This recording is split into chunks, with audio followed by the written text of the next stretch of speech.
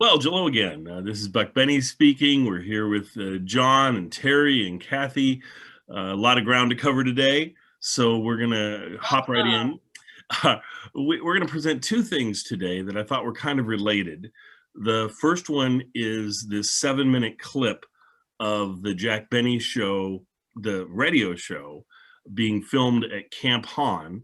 It's in 1940. There is the equivalent, of course, radio show that you can listen to that is very similar to this Camp Hahn one, but I think there's some differences. I'm not sure if they did it twice or what they did, but anyway, uh, this Camp Hahn piece, I find it so interesting because it's 7 minutes, and I call it. I joked around when I was sending it and said it was the best 7 minutes of Jack Benny cast or whatever ever. But I kind of think it was because you do get Phil, which you never get on the TV show.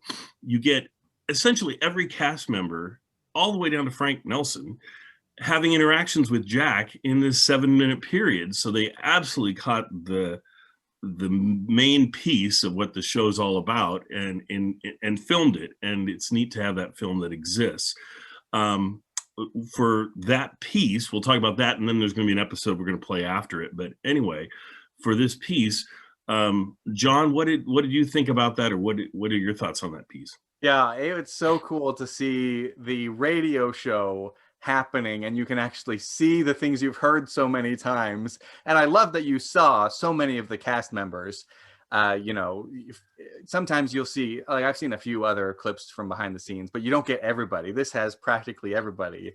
Yeah. One thing that I noticed as a man who's lost most of his hair is Rochester has really lost a lot of hair. And this is the point when he's got the least hair before it starts coming back again. Yeah. Good point. Good point. Yeah, you don't realize that Rochester in the TV show, of course, is wearing a toupee, and he does in the movies as well, and so forth. This is Rochester au natural, so you get to totally see his how his hairline has receded. I noticed the exact same thing, but it's neat to get a bit with he and Jack together, with Mary and Jack. I mean, just to go through every cast member is just awesome. Kathy, did you have anything about this that kind of struck you? Well, it made me think about what people back at the time would have thought. Do we know why this was produced? Is this an element of a newsreel, or or something from that would have been shown in a movie theater, as a short? So I think it actually was a newsreel that they were creating out of this. So I yeah, think that's probably the bit of it. But it also, the other thing I've heard about it is that it was actually the Camp Hahn people that were filming it so they could show it to people that couldn't do it. make it that Yeah, night, or yeah. future What military audiences. yeah, what fascinates me is the sort of cognitive dissonance that John, you were talking about. It's like, I've heard this for so long. To see it really has my mind, sort of Yeah. having a little war inside, because when I imagine the show, I do kind of imagine them standing around microphones, but then I'll imagine them in their whatever, if they're at the studio or at Jack's house, or all my mind will imagine them sort of talking and doing the things. And it reminds me of how difficult a time Hollywood had making radio movies back in the day. If you've ever watched the Fibber McGee and Molly movies, or the Charlie McCarthy things, even Jack's own things like Buck Benny Rides Again, um, it's just even Hollywood is having a little hard time with that cognitive dissonance. Going, everybody knows the voice. They'll want to see what the people look like, but in the radio show, you're reading the script, and it seems a little like cheating. That somehow. So they said it's fascinating, but it had me thinking all kinds of weird things about what is reality, what's the real performance, what is going on. Exactly. Well, and the other piece that I think of whenever I see this is I'm thinking, oh man, I wonder if somewhere out there, lost to time or whatever, but maybe at Camp Hahn, I should go visit Camp Hahn. They have the entire thing filmed, the entire episode, and this is the highlights of it, or real sort of thing, because it would be just beyond awesome to have a complete episode Because of the would Jack they Benny have done, Show. did they have a theater there? Were they doing it outside? That's Yeah, you know, because and I those think they aren't do show the real. crowd a few That's times. not live. Aren't those just cut-ins of some soldiers going yay? Yeah. Yeah, I don't know. Terry, what are your thoughts on it? Well, I want to piggyback on what Kathy said with a very short story. When I was a little kid, and I mean when I was, probably 5 or 6 years old, I grew up in Fresno, California, and at one of the local TV stations, there was a kid show. And it was called the 49er Show. There was an old cowboy actor. His name was Slim Andrews, and he played the banjo, and he had a dog and a puppet theater, and they showed cartoons, and we had a little peanut gallery, as they did on the Howdy Doody show. And on special occasions like birthdays, our parents would drag us down to this television station so that we could be part of the peanut gallery. That's when I caught the bug, seeing the cameras, seeing the lights, going behind the curtain. Yeah. And when I saw this clip of the Jack Benny Show, it was very much like that. I got to go behind the curtain and see what was going on in the making of the radio program. Yeah. And Daryl, when you and I met online, I had asked you whether there was, whether you knew if there was any actual film of the making of the Jack Benny Show or the production of it. Yes. And this is as close as we have found. Mm-hmm. That said, I think, well, I presume you all have the ability to lose yourselves in radio programs. You don't have to wonder what's going on. You can just imagine what's going on. Not everybody is like us. A lot of people can't enjoy radio as much as we do because of this inability to, what's the term? Willing suspension of disbelief. Right. A lot of people can't do that. It's one of the lovely things about radio is we get to lose ourselves in this. It's cool to see it, but I don't know if you all have been to, for example, Prairie Home Companion. I went and saw them make an episode of Prairie Home Companion. It's very different. It spoils it a little bit. Kathy or John, one of you used the word, it's like cheating a little bit. Mm-hmm. It's even worse than that. It's a spoiler. You now know, and you can't get that out of your head. Still, I loved this clip. It was for somebody who caught the bug by seeing what's going on behind the curtain. I really, really like this. So Daryl, thank you again for doing this. It's what made this connection for me really work. Yeah, that's fantastic. Well, I'll tell you what, we will go ahead and show that clip now so folks can see that piece. And, if you don't want to spoil it for yourself, you're a big time listener of old time radio and Jack Benny, and you'd rather not see what it looked like behind the curtain, then feel free to fast forward through the next. Close your eyes. Or just close your eyes. Right. It's true. Just close your eyes. There you go. And then you'll just be hearing part of the Jack Benny Show. Yeah. And actually, that's not a bad idea to every once in a while when you watch this clip, close your eyes through part of it and to kind of tie the two worlds together. That's a neat idea. Anyway, so here's the clip. Enjoy it, and we'll be right back on the other side.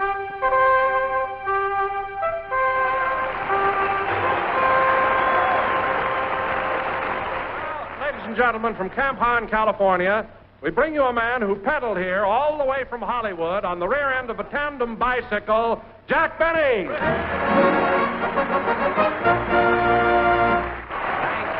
Thank you. This is Jack Benny talking. And Don, you can joke about it if you want to, but believe me, a tandem bicycle is the way to travel nowadays. You pull into a service station, the attendant checks your tires, wipes off your goggles, you stick your tongue out at the gas pump, and away you go. You and Rochester were certainly the funniest looking sight along the highway on that two-seated bike. Funny looking? Yeah, Rochester in his chauffeur's uniform, and you in that... Oh, by the way, Jack, what was that weird-looking thing you were wearing on your head? You looked like Buck Rogers. Oh, that. Well, you see, Don, I've got a girlfriend that's a deep-sea diver, and she lent me her helmet to keep the wind out of my eyes. Darn nice of her, huh? My goodness, that's a pretty strenuous job for a woman, isn't it? Oh, she's rugged. Really is rugged. In fact, I took Myrtle. That's her name, Myrtle Minkelhopper. Anyway, I took Myrtle to the wrestling matches the other night, and on the way home in the cab, she won 2 falls out of 3. Hello, Mary. Hello, Jack. Hiya, fellas. Whistle at me like you did outside. You're really popular here, Mary. You got a nice hand. That ain't all they're applauding, brother. Oh, yes, your figure is more alluring than the average top sergeant, I think. Yes, indeedy. Oh, say, Mary, I tried to reach you on the phone early this morning. I was going to give you a lift here to Camp Hahn. I wish you had, Don. I drove in with Phil and the orchestra. They chartered a bus. Oh, the orchestra boys took a bus, eh? Yeah, 18 wolves on a Greyhound. Oh, I'm only kidding, Jack. They behaved like gentlemen. In fact, they rehearsed their band numbers all the way down here. In the bus? Uh-huh. Boy, is my neck stiff from ducking a trombone. Well, you've got my sympathy, Mary. Phil's orchestra blasting away, and you and the driver had to sit there and listen. What driver? He jumped out the window. In Pomona, I know. Oh, he couldn't stand it, eh? Well, who drove the bus, Phil? I mean, who drove the bus? Phil? No, I did. Phil was up on the roof taking a sun bath. All right, so I made a mistake. Really? Uh-huh. Well, a sunbath. What a character. Well, here comes the orchestra leader and head waiter of the Biltmore Bowl now. Hello, Phil. Hiya, Jackson. Well, here I am, fellas. Make off like I'm Kay Kaiser. Thank you, boys. Thank you. And hi, y'all. Hi, y'all. Pardon me. Well, take that again, will you, Phil? Hi, y'all. Hey, that was some reception, eh, Jackson? Yeah, they sure love Kay Kaiser here. But I'll say one thing, Phil. You look good today. Your face is nice and tan. You like it? On the way home, I'm going to do my back. That reminds me, Maestro, when your boys were inside that bus rehearsing, why weren't you down there with them? Me? Yes, you. You're the leader. Don't you want to know what the boys are playing today? Look, Jackson, I just stand in front of them and shake a stick. When they're through, I stop. Oh. Unless I had a bad night. When you're honest, I'll say that. Oh, by the way, Phil, as long as you rented a bus, I think I'll load my bicycle on it and ride back with you and the boys. Bicycle? You mean to say you pedaled all the way out here on a bike? Why, sure. Over them hills? Of course. With your legs? Hey, just a minute. What's wrong with my legs? They look like they should be sticking out of a malted milk. Hey, Mr. Benny, on the way home, can I ride... Oh, hello, Dennis. Hello. Hey, Mr. Benny, on the way home, can I... Thanks, fellas. Say, Mr. Benny, on the way home, can I ride in the bus with the rest of the gang? Of course, Dennis, certainly. Boy, am I glad to hear that. It was so windy coming down here, I could hardly catch my breath. Oh, it wasn't so windy. Don't tell me. I was sitting on the handlebars. What of it? You had a nice soft cushion under you. Some cushion. Every time Rochester rang the bell, I darn near wiggled off. Pardon me, I'll take it. Hello? Hello, Mr. Benny. This is Rochester.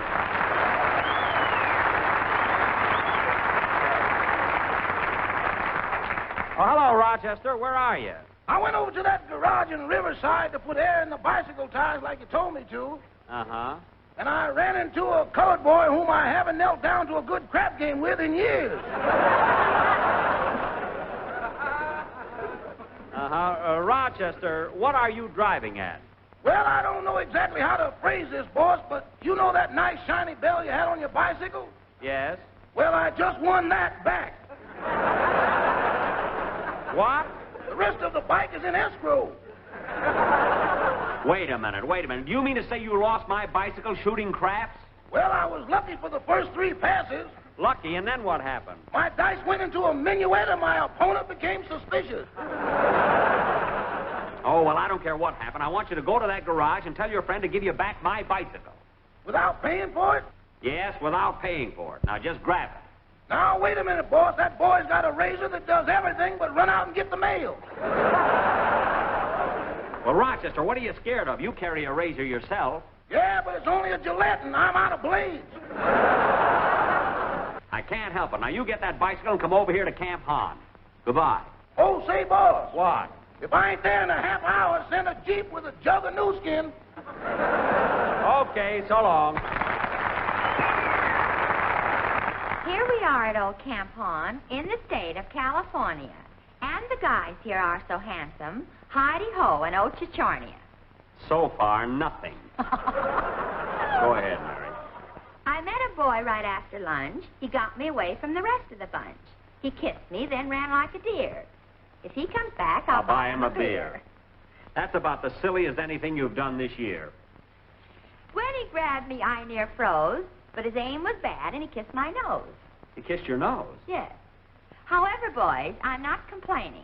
He'd only had his basic training.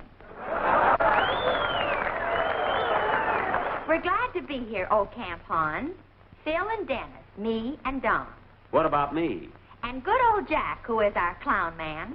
And Virgil Reimer, world's best sound man. Virgil, you keep out of this. Jerk. The end. And we're back. Look at That's that. so great. I love what that. a great clip. And I was surprised when Frank Nelson shows up right at the end there because I didn't see that coming. I didn't either. Know, like I didn't even. I was thinking at the time, who else can they possibly fit in? And I thought, oh, they missed Frank. And then all of a sudden there's Frank. So I was like, yeah, because you see or you hear Frank Nelson a lot, later on, but I forget that he was there even in the 40s. Right. So it's just the only person they were missing was Mel Blanc. Yep. And in 1940, he barely, maybe he was he started doing the camp shows with the airplane noises and things like that. Right. Well, and he wasn't on every episode. So I don't even know. I don't recall whether he was actually on the Camp Hahn episode at all. He probably wasn't. Otherwise, they probably would have featured him in this clip. 1940 was pretty small potatoes. So. Yep. But going forward, now we get a chance to enjoy Mel Blanc in the next piece. So, but go ahead, John. Well, that's what I was going to say. I was going to say, at least in this upcoming one we're about to watch, we do see Mel Blanc prominently featured in a similar behind-the-scenes setup. Yep. And so that's what ties these two things together so nice, I thought. So anyway, let's get into this episode. This is, for us, this is currently, as we're playing this, we're right before Thanksgiving. But I thought just because it tied together so well and just because everybody had mentioned about behind-the-scenes stuff, I just thought, let's just do it. And I'll play it again. I'll probably be playing this episode every New Year's for you guys because it's my favorite New Year's episode. Jack has multiple New Year's episodes, but this is the best one to me. I thought we'd also chat a little bit, one, about the behind the scenes stuff because it is done as a behind the scenes kind of what a radio show is like. And Jack explains that in the episode. It's the only episode in his entire 15-year run that I know of where he did this. And so it's fantastic in that aspect. But also what he chose to do was something that they'd never done in TV and they'll never do it again in TV. And they did it in radio multiple times, the New Year's fantasy skit. And I always personally love those. I think, it seems to me like fans who like history love this bit, the New Year's fantasy. Other people, they hate these episodes. They're like, New Year's fantasy episodes, they're not funny. They make no sense to me. I don't know what they're talking about. I get, and so as Rochester would say, again. Yeah, exactly. Well, and they are fairly repetitive too over the years too. That they do a lot of pieces. Oh yeah, you don't want to binge them. You do want a little bit of space in between. Right. So. Well, and what's funny is, speaking of binging them, I have linked them all together, including the missing one. There's one, the last one, and Kathy will get to this one of these days in her books in the future, but there's one that's missing where we still have the script, but we don't have the radio show. And so my family redoes that one together. And so I have all of them strung together, plus the one my family does. And then following that is the very last one, which is the one you're going to see today. And we throw that on the audio too. And so I play that every New Year's for those people that want to hear some repetition because definitely some of those years are almost identical. On the New Year's, it makes sense. So. Yeah. And so it's fun to do it that way and just see. And some people love it, some people hate it. But anyway. What he would be saying this year. Yeah, no doubt. He could make a crazy one for this year. I mean, he'd have to do a whole episode, not just 15 minutes. But let's go backwards through people. Let's go to Terry first. Terry, what do you think about this episode and what struck you? Well, first, being an incurable former news reporter, I've got to set a little context for some of the references that might not be familiar to everybody. Sure. Early on, he talks about the comedy team of Bulganin and Khrushchev, That was Nikolai Bulganin, the premier of the Soviet Union, and Nikita Khrushchev, who was the first secretary of the Communist Party of the Soviet Union, the two leaders, basically, of the USSR. He made a reference to Fred Allen and What's My Line, and sadly, just a couple of months later, I think in March of this same year, Fred Allen passed away, while he was, had been a regular on What's My Line. I really want to talk about the football game, the Rose Bowl game.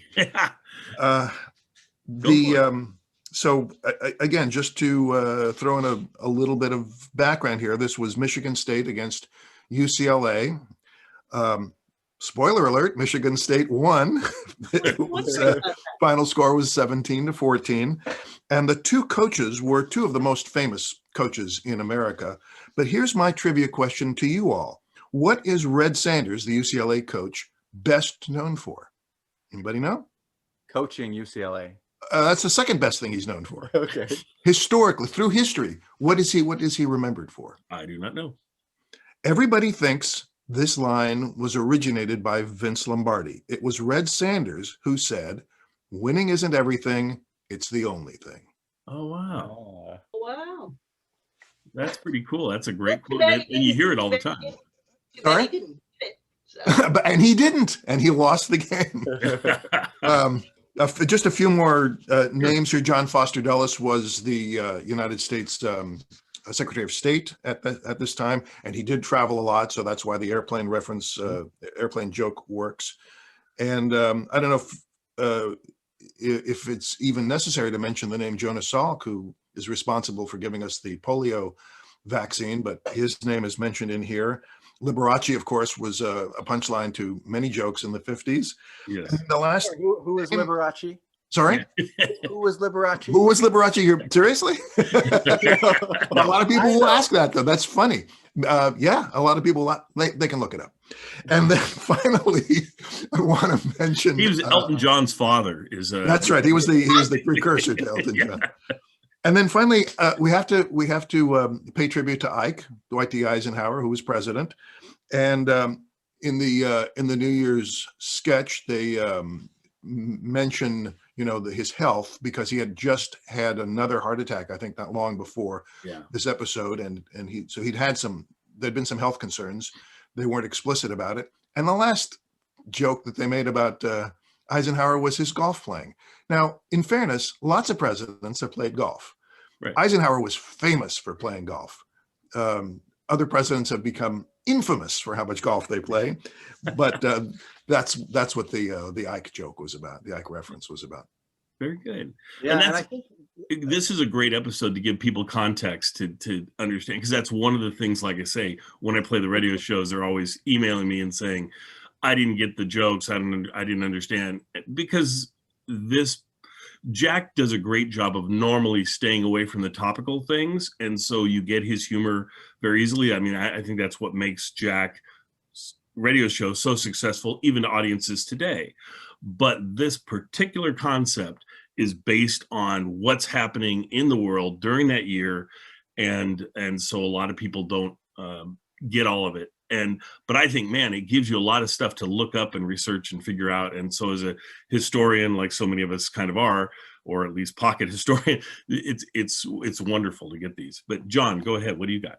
I was just going to say, you mentioned that Eisenhower was not well, and apparently he had a massive heart attack in like the fall.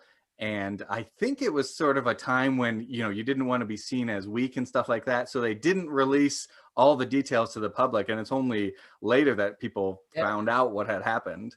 Yeah.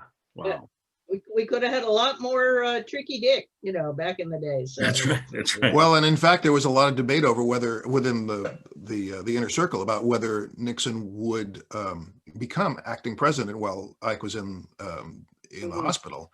And it was decided not to. And it influenced Nixon's presidency in that he did not want his vice president to be out of the loop. I don't know how much Spiro Agnew was in the loop, but he came to appreciate how important it was for a vice president to be more knowledgeable than he was. And certainly other vice presidents have been since then.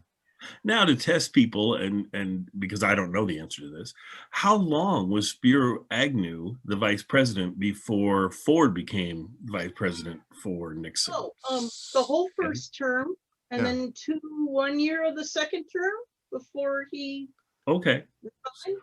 So 5 years, apparently, basically. Yeah, 5 or 6, because Yeah. as Because he resigned not long before Nixon did. 74.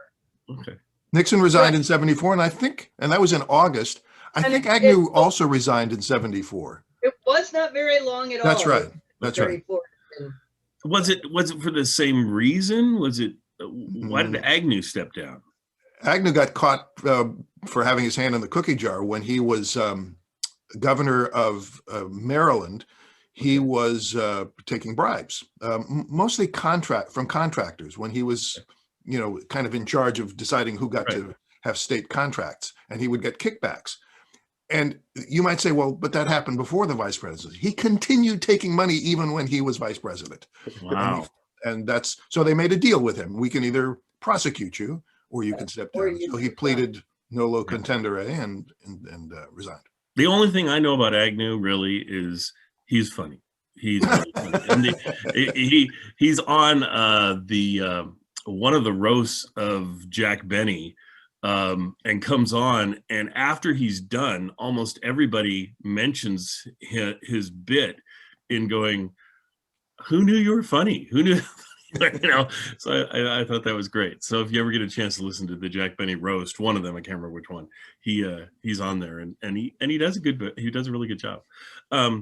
Kathy, what did you think about the episode? Well, thank you so much for choosing this one, because I've never seen it and I'd really never heard of it. And like I said, when I was working on the radio stuff, I very deliberately didn't watch any television shows because I didn't want this cognitive dissonance we were talking about knowledge of the later bleeding into the earlier. But I couldn't help all my knowledge of the earlier bleeding into this later episode, and I found it fascinating. It's very liveness, because I don't know when I'd heard Jack make more errors. He's stumbling and stuttering, that's in a way that, because of how much on the radio show, he always, ran, down his cast for, we only had one rehearsal, and quit making those mistakes, and how they loved to jump on him whenever he made the least little error. Here, he was sort of stuttering all over the place, but I thought it was kind of sweet. To briefly mention how much the Rose Bowl game was kind of like the national football game. And I think Jack thought so. All through the radio years, he was very much about Rose Bowl, and his team was UCLA. And, and for the rest of the country, I think it sort of helped make people think that, this is before the NFL. Yeah. That, that UCLA was like one of America's teams, and that the Rose Bowl was the biggest football, championship of the year. So I appreciated him paying attention to the Rose Bowl. And the last thing, well, other than, was that a midget? That little boy who could read the page. So I love the little boy, but it was also the cognitive dissonance of seeing Jack play his old hillbilly character. I've never seen, he plays so few character voices. Correct. But to see our handsome young Jack with that voice I've been hearing since the early 30s, when he does either the hillbilly or old man time or whatever. Right. It was fascinating and jolting. I know, a complete thrill to see him actually do that, because you never see it, and never see that coming out of that face. So that was fascinating. Kathy, that little kid, Charles Herbert, it was actually Charles Herbert Saperstein, was a very, very successful child actor until he turned, 18 or 21, and suddenly all the roles dried up. And for all those years that he made all this money, nothing was left. His parents took it all, they spent it all, and they had the legal right to do it. But that's one of the cases. He was one of the people who led to the creation of laws to protect child actors. Yeah, which I'm so glad those laws exist, because that's the story over and over again with tons of child actors. Yeah. Yeah. Does anybody know who the other actor was on that stage? Well, there was Lois Corbett, Don Wilson's wife, who had Mary's role as the wife in the. Which again, this is one episode where I go, come on, Mary, Yeah. you could have been in this, and it would have been absolute. And beauty. the audience member who was sitting on the stage. But it's no, that's it's one of his old vaudeville friends. It is. isn't it? It's Buck. Sorry, it's Benny Rubin. Yeah. Okay. Excellent. Yeah. And Benny Rubin had been in a number of the radio episodes for sure. Right. An old vaudevillian. You're right. You know, he's known. Benny Rubin's been around forever, doing the. You know, I don't know. I don't know. That's right. That guy. Well, let me go back to John for a minute. So, John, what do you think of these of the whole fantasy skit things? Do you enjoy them? Do you find them to be so out of character for the rest of the show that it doesn't work? I'm just curious because some people, like I say, love them, people hate them. So, I don't love them, but I don't hate them either. They're fine. As far as listening to them on the radio, but it's the kind of thing where it's like when you listen to it, you think, well, there's no way they could ever do this on television. So I thought it was amazing and genius to have the idea of like doing a radio show on television and being able to see that. I thought that was great. But my favorite is, of course, the sound effects with Twombly, the sound effects man. Yes. And watching those sound effects, I was fascinated by that, especially since it matched so perfectly what I'm used to hearing on the radio. Yes. And his timing is just like spot on. So you see the kid who's climbing up the thing or whatever that he's standing on. Yeah. But he's doing the sound effects of him walking in the door, and it's timed so well that I thought it was awesome. The only thing is, I didn't see the sound of the clock. I was curious how they did the sound of the clock.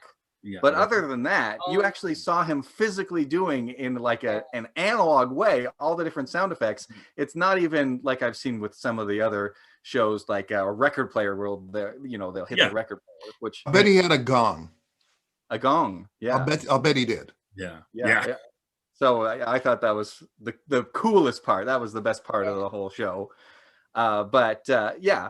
Well, I'd say that part and the whole Mel Blanc piece. I mean, I love seeing Mel Blanc actually do his things and his sound effects and the plane. Didn't he do a plane at one point? Or I think he was pantomiming that, but yes, he did. That makes Benny Rubin go, oh, you got it all over. That's right.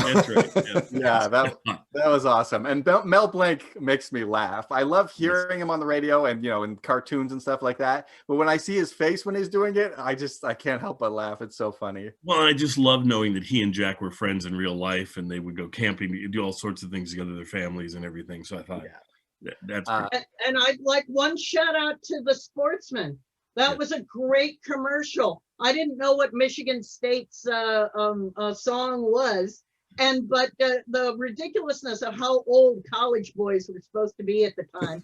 You could just put a sweater on somebody and have them hold the Luckies, and even though it's the end of 1955, the camera work is not very good on this live episode. You would have thought they knew how to find the Lucky cigarette packages when they're running around the. You would think. Around the stage. It never ceases to amaze me how in the 50s they still were working on all that stuff, working all the kinks out. And like you say, you could see that in 50, 51, 52, but you would think by 55 you'd have it down pretty smooth, but no, not really. I also wanted to mention some more of the references. In the episode, they mentioned a couple times the TV show Racket Squad, which was actually a drama. I figured it was going to be like a true crime type thing, but it was a fictional drama about con men and things like that. They mentioned the Ed Sullivan Show, which it was already called the Ed Sullivan Show by this time, which would become like the standard variety show. Right. They mentioned Sir Cedric Hardwicke, who was an actor. Yes. Yeah, actually, they mentioned a number of actors, like all in a row, that were like established actor. They've been acting since like silent film era. There was him. There was Victor Moore. who's from Swing Time and 7-Year Itch, Edmund Gwynn, who's Santa on Miracle on 34th Street, and many, many more. Ethel Barrymore, who's known as the First Lady of American Theater, and Lillian, what is it? Lillian Gish. The queen of silent film. Yeah. So she's the First Lady of American cinema. They're both the First Ladies. Is Lillian Gish the one that always had the kind of bob haircut, what she was known for? No. She looked a little more like Mary Pickford. Oh, okay. Oh, yeah. All those D.W. Griffith films. What that made me think of, John, is that I wonder how close this is to Sunset Boulevard coming out. Because, that's in Sunset Boulevard, Gloria Swanson has her standing bridge date with silent movie has-beens. Okay. And that's what it reminded me of. Okay. And also to say that, hey, when the college coaches had not been gotten an offer from Ed Sullivan, Ed was from New York, broadcast from New York. So there's no way the night before the game they could. Yeah, that's true. That is so true. Well, I think we'll end it there because we got other ground to cover, but I hope everybody enjoys this episode. Completely unique episode from all the Benny TV. So if you're ever going to watch anything, watch this episode. It's wonderful. Oh, and for all the folks that are listening out there, I would highly suggest you come to YouTube, watch this on YouTube, because you're not going to get the same thing just listening to it. But if you're into listening to it, more power to you. But we'll stop there. So thanks, everyone, and see you next time. From Television City in Hollywood, the Jack Benny program with the special guests, the coaches of UCLA and Michigan State, Red Sanders and Duffy Doherty. Presented by Lucky Strike.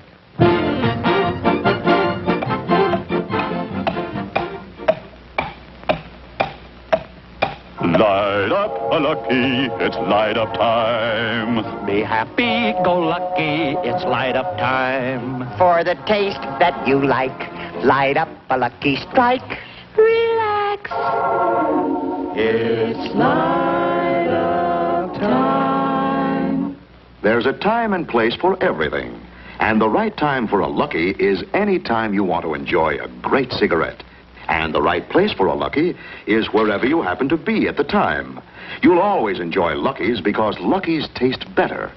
Lucky Strike is made of fine, naturally good-tasting tobacco that's toasted to taste better. Cleaner, fresher, smoother.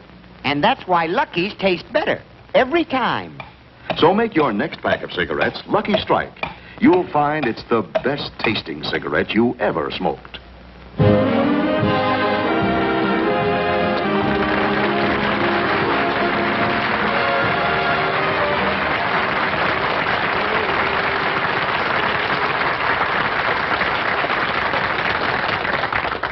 Thank you very, very much, ladies and gentlemen, and welcome to the Lucky Strike program.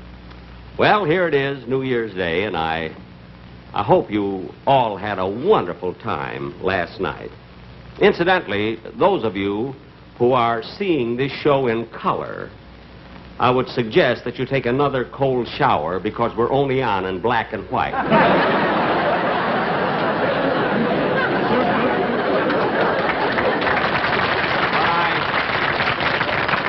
I do want to thank everybody for sending me so many kind, nice messages, wishing me good luck for the new year. And just as I walked on, they handed me a batch of telegrams from fans that I would like to read to you, if I may. Oh.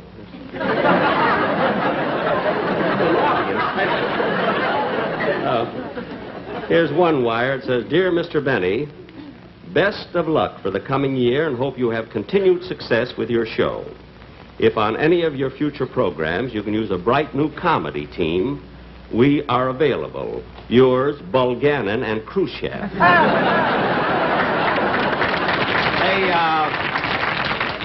They just finished 2 hot weeks at Lowe's, Pakistan. Oh, here's a wire from Fred Allen. It says, "Dear Jack, today the world starts a new year. When are you going to?" Of course, I would expect a wire like that from Fred Allen. He's a little bit angry on account of the Christmas present I sent him. And it wasn't my fault. You see, it took the parcel post so long that by the time my present got to New York, the bread was stale. I don't mean to imply that Fred isn't working, because he is. He's on every week on What's My Line. And, you know, he's trying so hard to look good. So I understand recently he wanted to have his face lifted, but I guess he thought it would take too long on account of the gravel strike.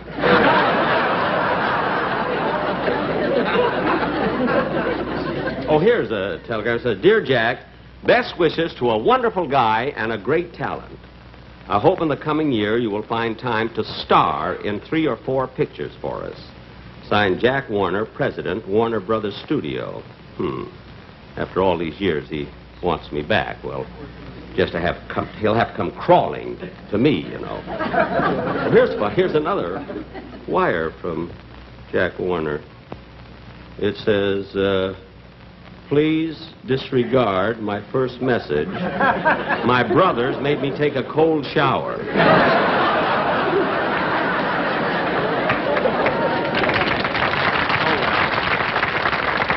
So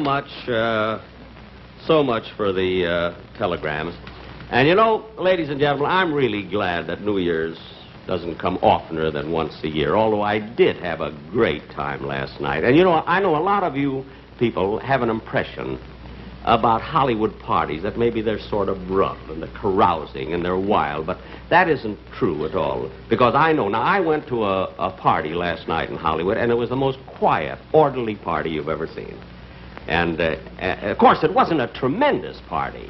You know, there were only 6 of us there, but it was a typical Hollywood crowd. You see, now there was Sir Cedric Hardwicke and Ethel Barrymore, Lillian Gish, Edmund Gwen, Victor Moore, and myself. And I assure you there were no wild shenanigans. Because all we did all evening was just sit there and looking at the television set. And then just before midnight, the butler came in and turned it on.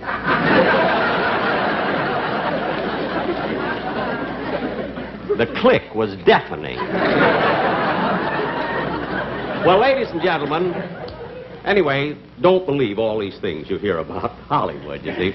Ladies and gentlemen, tomorrow in Pasadena at the Rose Bowl game... What? Telegram for you, Mr. Benny. Telegram. Well, I mean, you could have waited out there. I mean, you could have given me the telegram off stage. No, I couldn't, Mr. Benny. This is a singing telegram.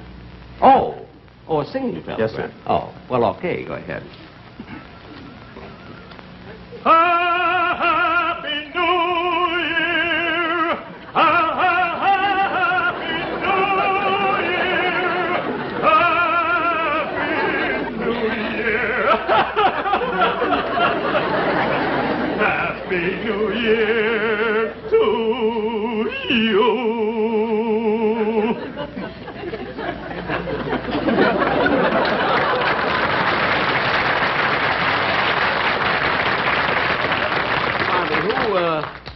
Who sent this telegram? Well, I did. If anybody likes my voice, my agent's number is Crestview, 52414. What a sneaky way to get an audition. 2 weeks ago, I had a ho-ho-ho singer on. You know, ladies and gentlemen, as I started to say, tomorrow in Pasadena, Michigan State plays UCLA at the Rose Bowl. And this will be for probably 100,000 spectators of the game, probably 40 million watching it on television. And I'm a sort of a football fan. I know many of you are, in the audience and those watching. And so we have as our guests these 2 wonderful coaches of these teams. Not only that, but they're very dear personal friends of mine. Mr. Red Sanders of UCLA, Mr. Duffy Doherty of Michigan State.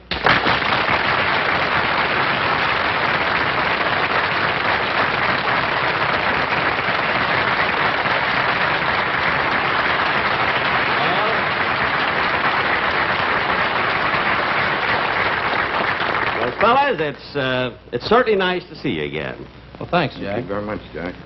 Now, tell me, Red. He's Red. I'm Duffy. Oh. I didn't recognize you without your helmet. Anyway, I'm certainly glad that you could make it, you see. We are too, Jack. I'm just sorry that we couldn't let you know until the last minute. Oh, well, I can understand that. You've got a big game tomorrow, you see, and you couldn't commit yourself to be on my show. Oh, it had nothing to do with the game, Jack. It didn't? No, we were waiting for a better offer from Ed Sullivan. I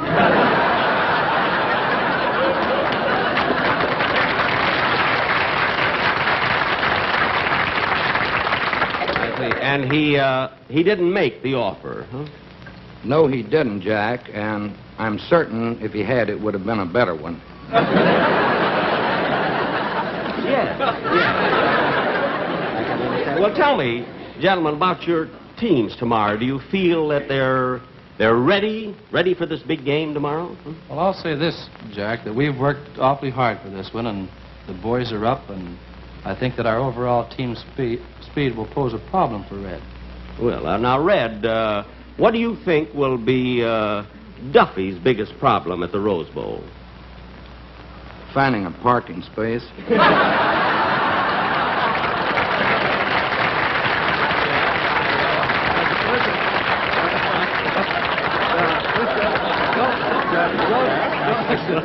Don't let him kid you.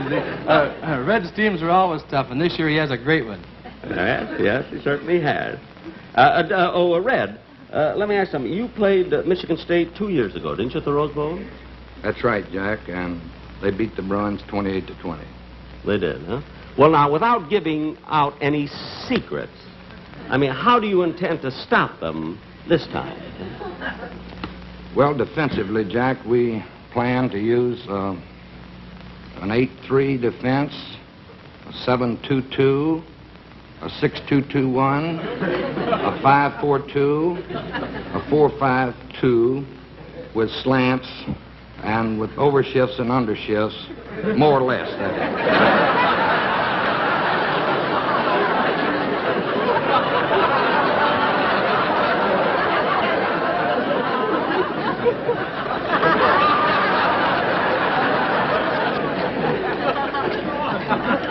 Well, that ought to stop him.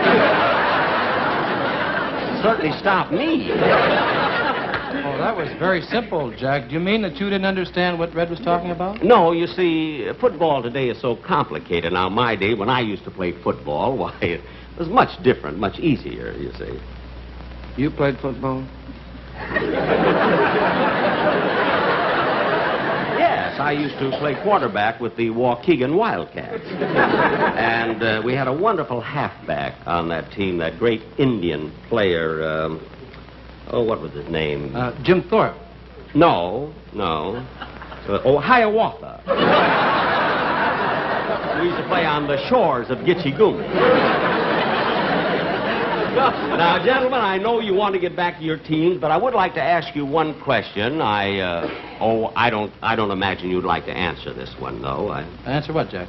Well, I wanted to ask you about predictions, making predictions about the game tomorrow, and I guess you feel rather shy about answering that one. Oh, no, on the contrary. Red and I have talked it over, and we feel it's childish to be afraid to make predictions. Oh. That's right, Jack. We're ready to go out on a limb with this one. Well, I'm very glad to hear that. Then what are your predictions for tomorrow's game? Huh? Well, we predict that if Michigan State doesn't win, then UCLA will. I see. Unless it turns out to be a tie. Oh. Well, you certainly stuck your neck out. Thanks very, very much.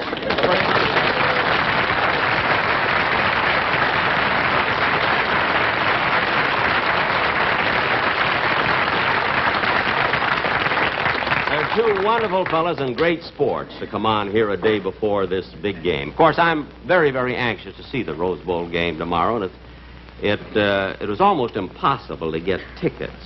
You see, they're practically sold out for months, so you can imagine the ticket scalping that went on. You know, imagine people having to pay, real fans, having to pay $10, $20, $30, $40 a ticket just to see their home team win. Now, to those of you who are not familiar with this form of extortion, I'd like to tell you the way these scalpers work. You see, a few weeks before a game, we get a block of tickets. And then we call up, I'm not allowed to tell you legally. I sold the rights to Racket Squad. And now, ladies and gentlemen, in keeping with this New Year's Day and in tribute to our two fine friends whom you've just seen, there'll be a medley of songs by the Sportsman Quartet. There's gotta be a football hero to get along with the beautiful girls. In spite of all $1 million can do, a tackle or two will mean more to you. The fact that you are rich or handsome won't get you anything in curls. You gotta be a football hero to get along with the beautiful girls. By the old Pacific's rolling water, loyally we stand each son and daughter. Hail the emblem of our alma mater, mighty Bruin Bear. Smash right through that line of blue, we're going to win this game. Fight, fight, fight, team, fight. Victory for MSU. With an L, with an L, with an LSM, with an M, with an M, with an MFT, with an LSM, with an MFT. Go Lucky! You gotta always carry Luckies to get along with the beautiful girls. Favorite smoke of redhead, blonde and brunette, a fine cigarette, it's toasted you bet. A Lucky Strike is better tasting, it pleases everything in curls. You gotta always carry Luckies to get along with the beautiful girls. You gotta LSM and tease them, the favorite smoke of the beautiful girls.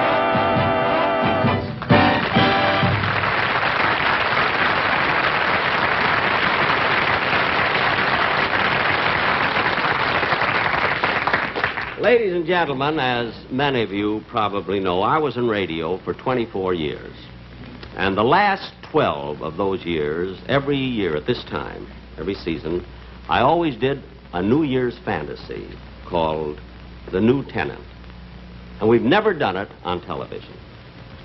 And today, this being New Year's Day, we'd like to show you the way we did it in radio. Now, those of you who have heard us do it on radio, you may get a kick out of watching it. For those of you who have never seen a radio setup, here it is.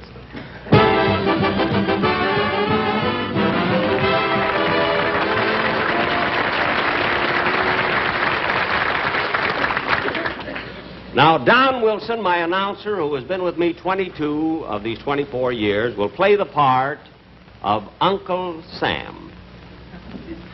Lois Corbett, who is Mrs. Don Wilson in real life, will play the part of his wife, Columbia.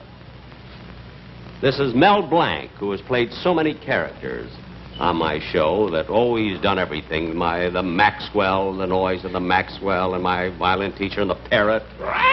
That's right, Daddy. And here's a young fella that's going to participate in the play. This is little Charles Herbert. Little Charles Herbert. Just take a little bow, Charlie. That's it. And this gentleman here will... Wait a minute. I don't remember you at rehearsal. What do you do on this show? Nothing. What are you doing sitting up here on this stage? Couldn't get a seat in the audience.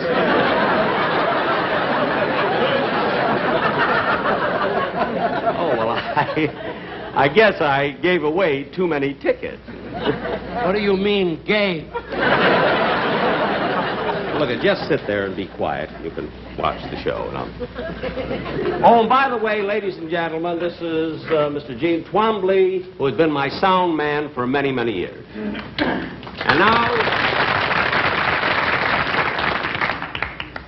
And now for our fantasy, as we did it on radio, The New Tenant, or Goodbye 55, Hello 46. Hello 56. I'm going back like my age.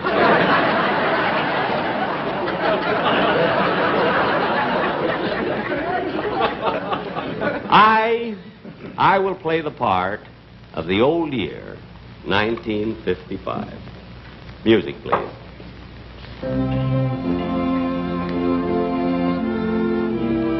Our scene takes place in a rooming house run by Uncle Sam and Columbia. It's almost midnight. The old year is getting ready to leave. Oh, Columbia. Columbia, What is it, old-timer? can you help me with some of this packing? I got to get out of here and make room for the new tenant. Well, I sure hate to see you go. You know, you've been a pretty good year. Well, thanks. Before I go, Columbia, I want to tell you that I'm mighty proud of you and Sam and your 48 kids. And I hope those new ones you've been expecting arrive real soon.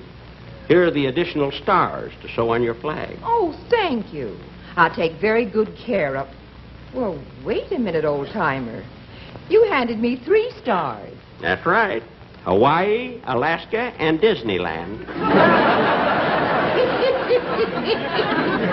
Now, wait a minute. Disneyland isn't a state? Yes, it is. It's a state of mind. Keeps you young. Now, let's see. What else do I have to take?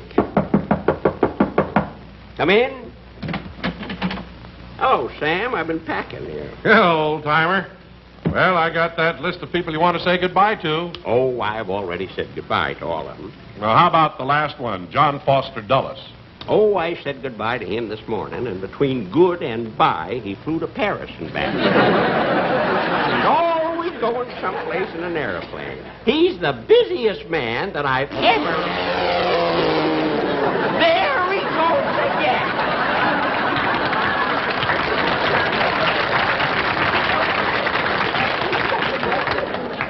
I never saw a man that traveled so... Hey, wait a minute. What's the idea of walking out in the middle of my show? I just got a shower and sobered up. And I didn't like you in color either.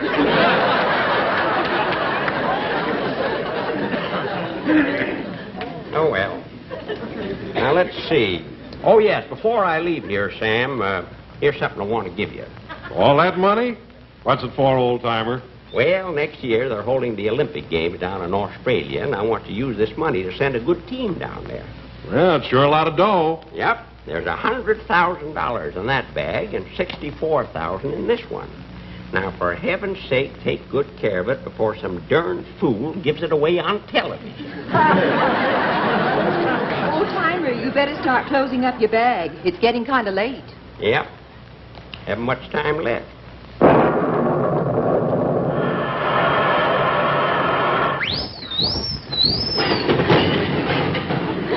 Hey, old-timer, who's this character? I don't know. Who are you? I'm Mars. Mars? The planet? I ain't the candy bar.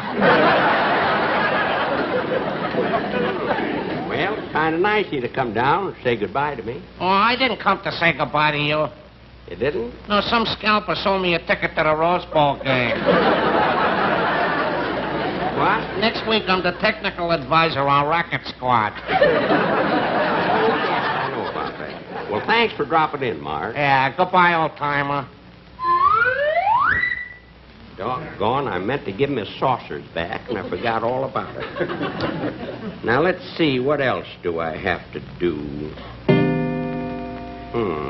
There goes the first stroke of 12. I wonder what's keeping the new tenant. Hey, that must be him now. Come in. Hello. Hello, old-timer. Well, so you're the little new year. Come on in, son. Come in. Hey, you're a cute little rascal. Thank you. Now, Sonny, you got a big job on your hands, and you're going to be on your own. I know you're going to be awfully busy, but try to take good care of Sam and Columbia and all the children. I sure will. Now, Sam has had disagreements with some of his neighbors across that little pond there, but everything seems to be shaping up better. And you can kind of help things along. I'll do the best I can. I'm sure you will. Now, before I go, Sonny, I want to show you my picture album. Your picture album? Yeah, here, I'll show you. See that fellow over there?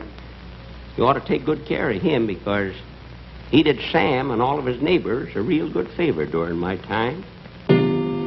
He fixes so that men, women, and little fellas like you have a better chance of going through life with one less hazard. What's his name?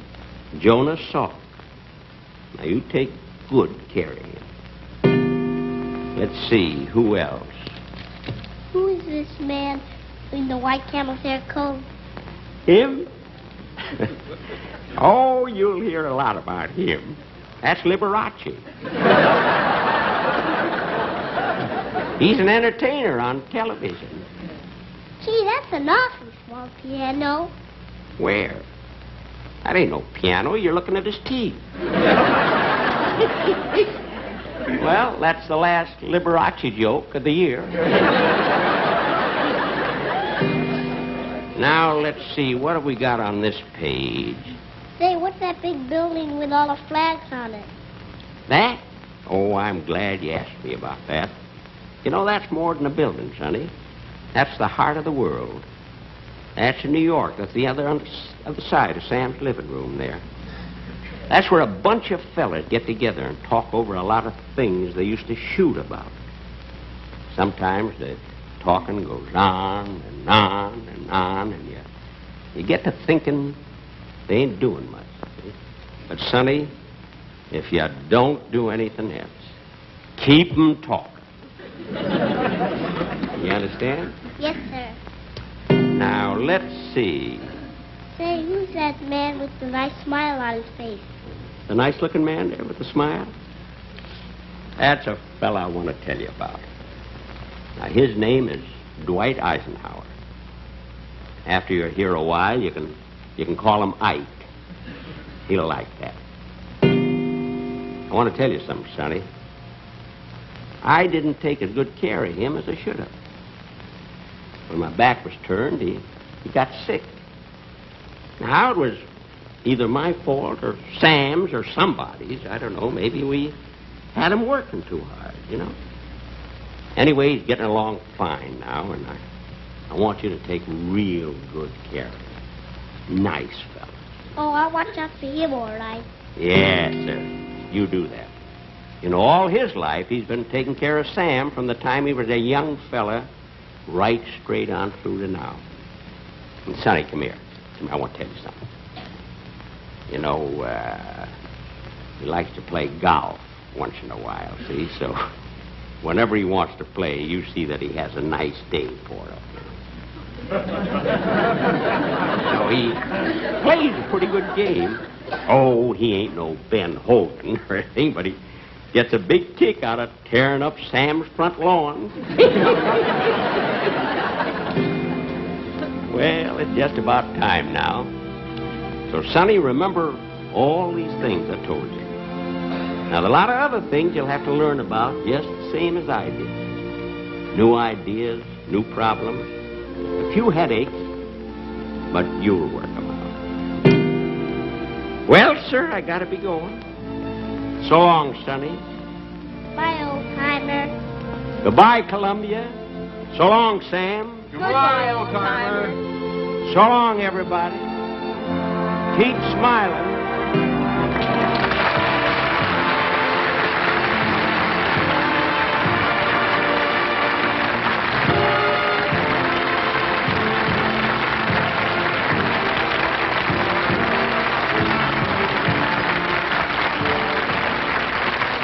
Light up a lucky.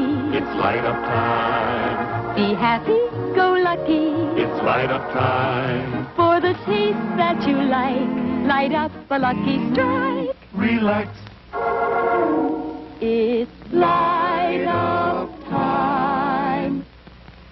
And that's the right idea.